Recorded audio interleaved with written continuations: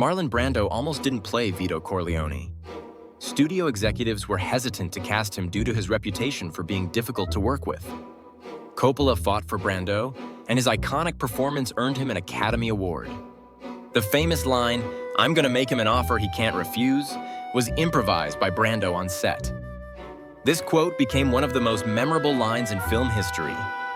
The production received pressure from the Mafia to alter or omit certain scenes, which they felt hit too close to reality. This led to real concerns for the filmmakers. Francis Ford Coppola faced skepticism from the studio due to his unconventional casting choices, including relatively unknown actors like Al Pacino, and his push for an authentic Italian-American atmosphere. The Godfather Part 3 went through multiple alternate endings before the final one was selected, sparking debates among fans and critics to this day. Coppola cast several family members in the trilogy. His sister, Talia Shire, played Connie Corleone, and his daughter, Sofia Coppola, appeared in The Godfather Part 3, though her performance was met with mixed reviews. Paramount Pictures initially resisted adapting Mario Puzo's novel into a film. After hiring Coppola, the studio's stance changed, leading to the creation of one of cinema's greatest trilogies. Nino Rota and Carmine Coppola's musical score became iconic. The haunting melody of The Godfather Waltz and the trumpet solo in the love theme are instantly recognizable and essential to the film's atmosphere. The production faced various challenges, including a tight schedule and budget constraints, leading to creative improvisations that contributed to the masterpiece the trilogy became. Before The Godfather, Mafia movies were considered passé.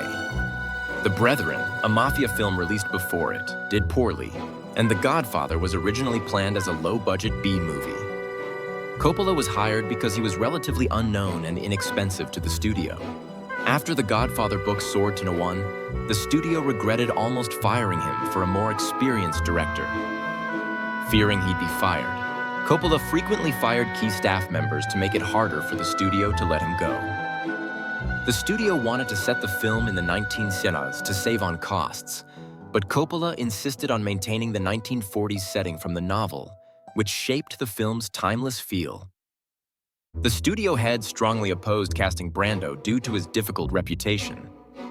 Brando's screen test, where he transformed into the character on camera, won them over. Al Pacino was almost replaced because the studio hated his early performances. The scene where Michael shoots Sogliozzo changed their minds, securing Pacino's place in the film. Coppola's unconventional casting extended to his family. He cast his father, who played the piano during the mob war montage. His infant daughter, Sofia, appeared as the baby in the baptism scene and would later be cast in The Godfather Part 3. James Caan, who played Sonny, was loved by Italian organizations who tried to award him Italian of the Year, not knowing he was of German descent. Frank Sinatra believed the character Johnny Fontaine was based on him and grew to hate the movie for it. Although this connection was never confirmed, the word Mafia was removed from the script due to pressure from organized crime families, who later approved of the film after a special screening. Coppola directed the film partly as a favor to pay back Warner Brothers after George Lucas's THX 1138 ran over budget. Sylvester Stallone auditioned for multiple roles, including Paulie Gatto, but was rejected, leading him to shift focus to writing Rocky.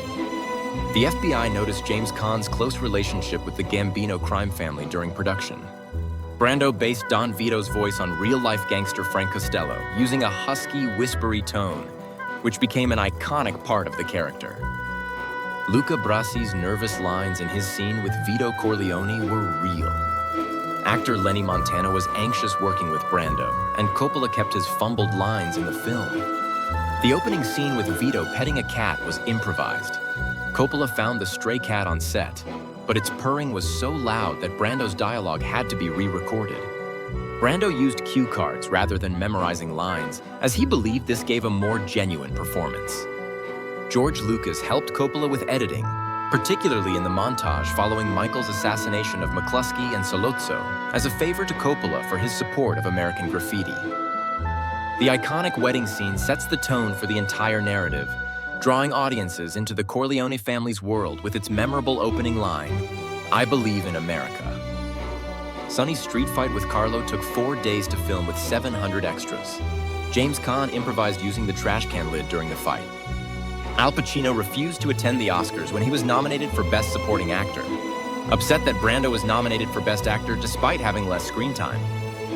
Cars in the film often had wooden bumpers, as people in the 1940s donated their metal bumpers to the war effort, reflecting the film's attention to period accuracy.